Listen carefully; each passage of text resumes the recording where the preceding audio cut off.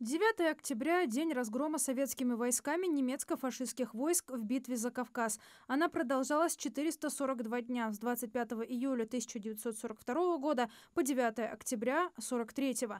Президент России Владимир Путин подписал закон об учреждении новой памятной даты в июле 2020 года.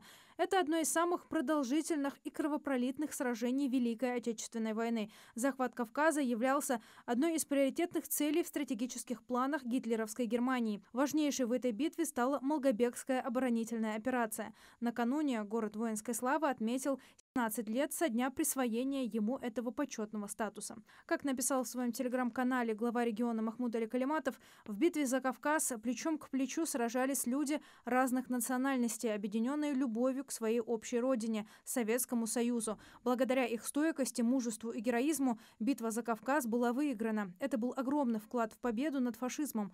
Помним и чтим всех наших героев и защитников.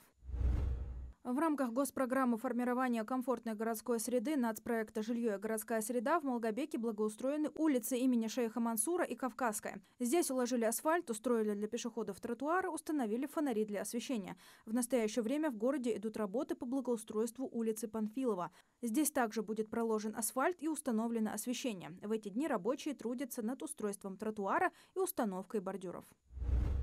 В 2025 году в лесах Ингушетии проведут лесозащитные мероприятия на площади 500 гектаров. Внимание будет сосредоточено на лесных участках с ослабленными насаждениями. Всего их 7 в Сунжинском и Назрановском лесничествах.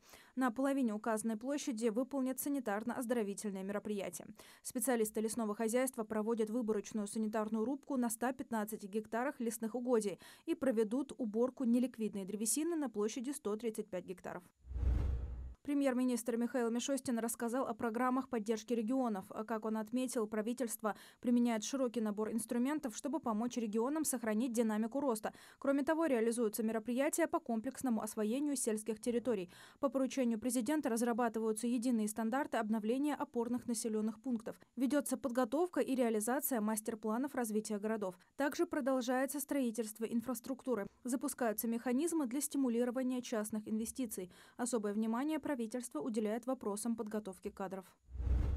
В Госдуме в конце октября пройдет правительственный час, посвященный состоянию коммунальной инфраструктуры и повышению качества услуг ЖКХ, сообщил председатель Госдумы Вячеслав Володин. Как отметил Володин, среди приоритетов определены помощь регионам в решении проблем жилищно-коммунального хозяйства. Подробно будет рассмотрено состояние коммунальной инфраструктуры и повышение качества жилищно-коммунальных услуг, написал председатель Госдумы.